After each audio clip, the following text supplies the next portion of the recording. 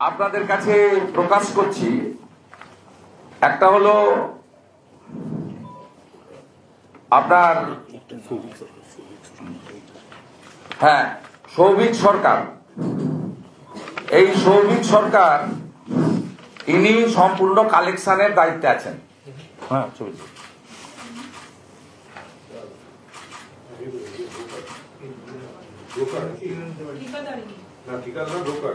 Broker broker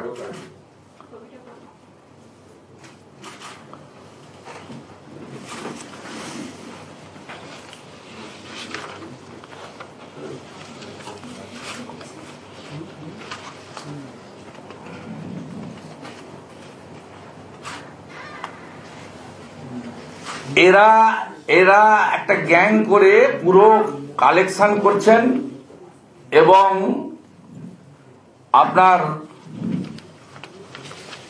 4% টাকা করে তৃণমূল কংগ্রেসের নির্বাচনী তহবিলে দিতে হচ্ছে। অ্যাপ্রক্স 300 কোটি টাকা উঠছে, 500 কোটি টাকা বাকিটা এদের অন্যরা খাচ্ছেন।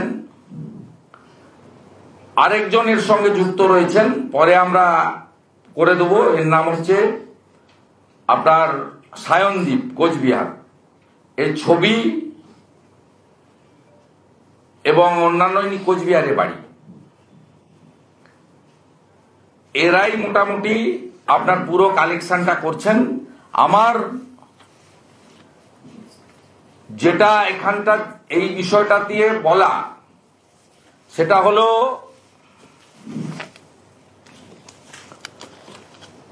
হলো আপনার এই বিষয়টাতে আমার যেটা সতর্কীকরণ দেওয়া,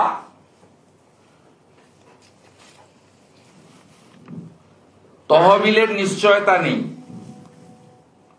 টোটাল স্টেট ফান্ডের স্কিম ঠিকাদাররা সম্পূর্ণ পেমেন্ট পাবেন না।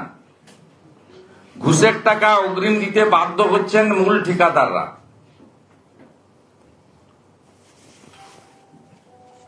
এবং কোন এজেন্সি কোন কাজ পাবেন তার তালিকা আমি আগেই প্রকাশ করে দিতে পারি, ওয়ার্ক অর্ডার দেওয়ার আগে। আমার কাছে সে তালিকা আছে, আমি আজকে প্রকাশ করছি না। 21 দিন পেরিয়ে যাওয়ার আগে আমি প্রকাশ করে দেব কে কোন কাজ পাবেন।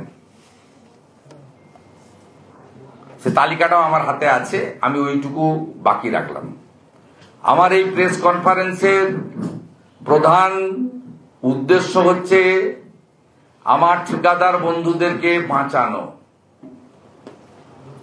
দ্বিতীয় হচ্ছে বাজেট অ্যালোকেশন নেই, ফান্ড নেই, পঞ্চায়েত দপ্তর মুখ্যমন্ত্রীর নির্দেশে ফ্রড করছে তৃণমূল কংগ্রেসের নির্বাচনী তহবিল তৈরি করার জন্য। তৃতীয় হচ্ছে এই শৈবিক সাওয়েনদের মতো দালালরা